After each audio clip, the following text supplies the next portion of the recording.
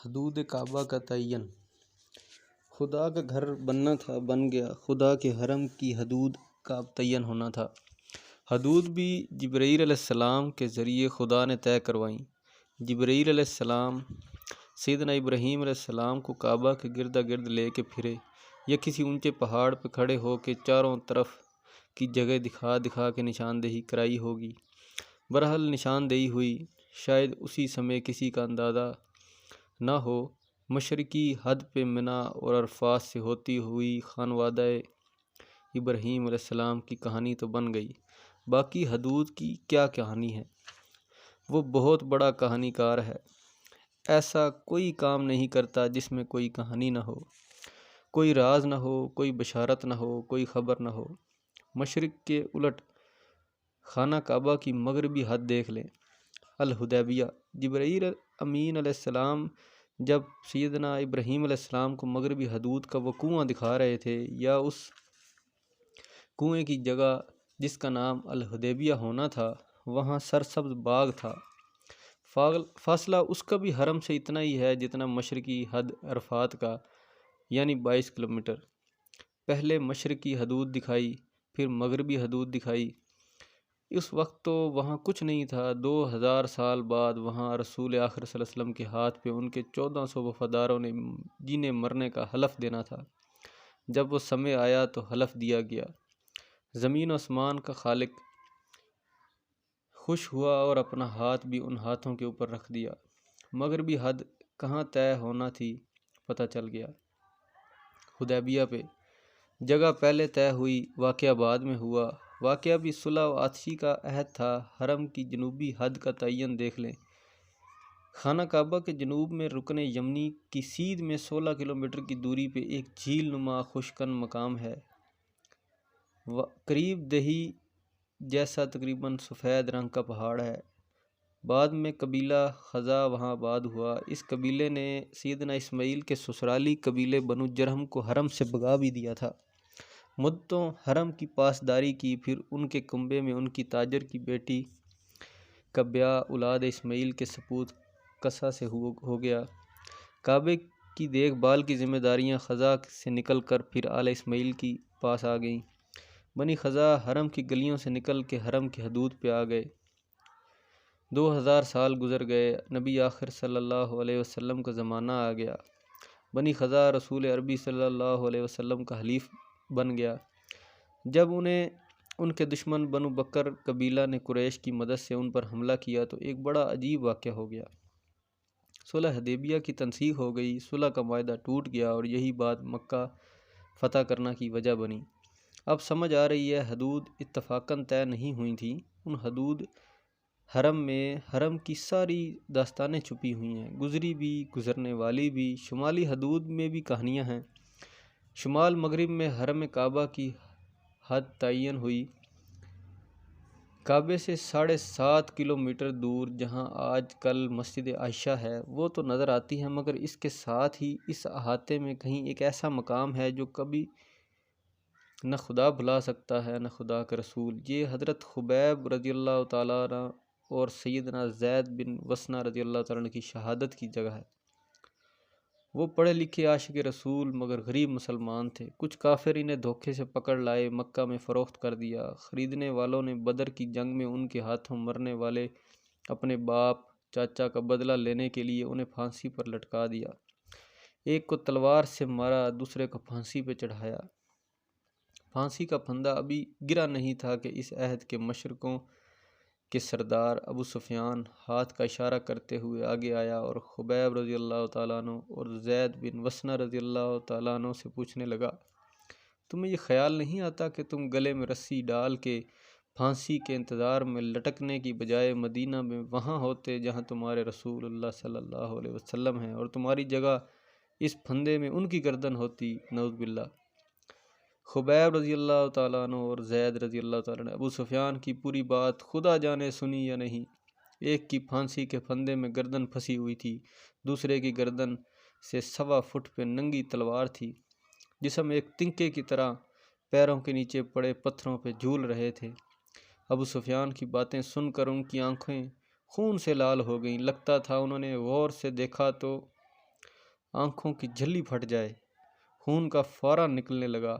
انہوں نے مرتی ہوئی آنکھوں میں کائنات کی ساری زندگی کے راز بھر کے ابو سفیان کی طرف دیکھا اور سرخ آنکھوں سے آنسوؤں کی ہچکیوں کے ساتھ بولے، ابو سفیان، میری ایک نہیں 1000 بار ایسے پھندوں پہ پھانسی دے دو، مگر میں ایک بار بھی یہ تصور نہیں کر سکتا کہ میرے پیارے آقا صلی اللہ علیہ وسلم کے پیر میں ایک کانٹا بھی چبھ جائے۔ تو کم عقل کیسی بات کرتا ہے؟ ابو سفیان بولا، اس طرح محبت کرتے ہوئے کسی کو نہیں دیکھا جس طرح محمد صلی اللہ علیہ وسلم کے وفادار ان سے محبت کرتے ہیں۔ یہی مقام تو خانہ کعبہ سے 7.5 کلومیٹر شمال مغرب میں مسجد تنعیم کے برابر محبت میں جلے پروانوں کی کہانی کا وقوع ہے۔ یہ حد حرم آقا صلی اللہ علیہ وسلم کے پروانوں کی محبت تھی۔ ایک حد اور بتاتا ہوں، تنعیم سے اوپر شمال کی طرف خانہ کعبہ سے 13 کلومیٹر دور وادی نخلا، مکہ سے طائف کا رستہ۔ یہاں کئی اہم باتیں ہوئیں۔ کہنے کو اسی کے پاس جرانہ وہ جگہ ہے جہاں جنگ بدر سے کچھ پہلے عبداللہ بن حجش رضی اللہ تعالیٰ نے عمرو بن حضرمی کو پیچھا کرتے ہوئے ان کا خون کیا، جو اسلام میں کسی مسلمان کے ہاتھوں غیر مسلم کا پہلا خون تھا، جس پہ رسول آخر صلی اللہ علیہ وسلم سٹ پٹا گئے اور اللہ کے حضور عرض کی، اے اللہ، میں اس خون سے میرا کوئی تعلق نہیں۔ آپ صلی اللہ علیہ وسلم نے اسی کافر کے خون کا خون بہا دینے کے لیے مسلمان اور یہودیوں سبھی شہریوں سے رابطہ بھی کیا۔ اللہ نے کلام اتارا، پریشان نہ ہو، یہ بری بات صحیح، مگر جو لوگوں کو ان کے گھروں سے نکالتے ہیں اور مارتے ہیں وہ اس سے بھی بری حرکت ہے۔ یہی جرانہ ہی وہ جگہ ہے جو جنگ بدر کی وجہ بنی اور حرم سے 22 کلومیٹر دور حدود حد بھی ٹھہرائی گئی۔ بات نخلا کی ہو رہی تھی جو کعبہ سے 13 کلومیٹر شمال میں ہے، جہاں فتح مکہ کے بعد رسول آخر صلی اللہ علیہ وسلم نے خالد بن ولید رضی اللہ تعالیٰ عنہ کو کچھ سوار دے کر کہا، جاؤ وادی میں بنے مندر میں رکھی ہوئی عزا نام کی مورتی کو توڑ آؤ، جسے کم عقل مشرک اللہ کی بیٹی کہا کرتے تھے۔ خالد بن ولید رضی اللہ تعالیٰ عنہ گئے، مندر توڑ کر آ گئے۔ پوچھا، سرکار دو عالم صلی اللہ علیہ وسلم نے عزا کو توڑا؟ خالد بن ولید بولے، جی سرکار، ہر چیز توڑ دی۔ سرکار دو عالم نے سر نفی میں گھمایا، فرمانے لگے، پھر جاؤ۔ خالد رضی اللہ عنہ پھر گئے اور اس بار غصے میں ایسی توڑ پھوڑ کی کہ عزا کی مورتی ریزہ ریزہ ہو گئی۔ پھر اسی مورتی کے اندر ایک دھماکہ ہوا اور کالے سیاہ دھوئیں کے مرغوب نکلے۔ ایک سیاہ فام بے ہنگم ڈراؤنی چہرے والی چڑیل اپنے بال کھولے چیختی ہوئی نکل کے بھاگی اور خالد بن ولید رضی اللہ عنہ کی ضرب سے کٹ کے گری اور ختم ہو گئی۔ واپس آ کے خالد رضی اللہ عنہ نے سارا واقعہ دو عالم صلی اللہ علیہ وسلم کو سنایا تو آپ صلی اللہ علیہ وسلم نے تبسم فرمایا، بولے، یہی تھی عزا، ختم ہو گئی۔ یہ سب واقعے تو ہوئے، مگر نخلا حرم کعبہ کی حد بننے کی یہ وجہ محسوس ہوتی ہے کہ وادی نخلا وہ جگہ ہے جہاں خون سے لت پت پاؤں لے کر سرکار دو عالم صلی اللہ علیہ وسلم طائف سے اترے تھے، اپنے آزاد کیے ہوئے غلام سیدنا زید رضی اللہ تعالیٰ عنہ کے ساتھ اس ٹھنڈے پہاڑی شہر میں گئے تھے۔ اسی 80 کلومیٹر کا فاصلہ پیدل طے کر کے مکہ میں قبیلے کا سرپرستی دینے والے چچا سیدنا ابو طالب اور غم گسار بیوی ختیجہ کا انتقال ہو گیا تھا۔